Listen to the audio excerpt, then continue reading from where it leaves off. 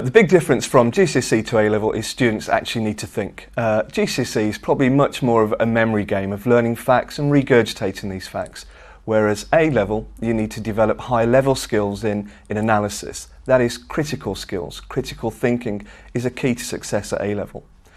Now, the best way to develop these skills is to gather the knowledge that your tutor provides you, develop a good understanding of that knowledge, and then try to apply that knowledge to reality.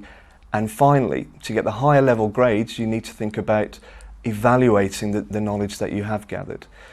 And key to all of this, one of the key ingredients in being successful at A-level, I think, is actually practicing. So get past papers together, practice as much as you can, get a feel for the questions, get a feel for the language used, and I think that will help you onto the road of success.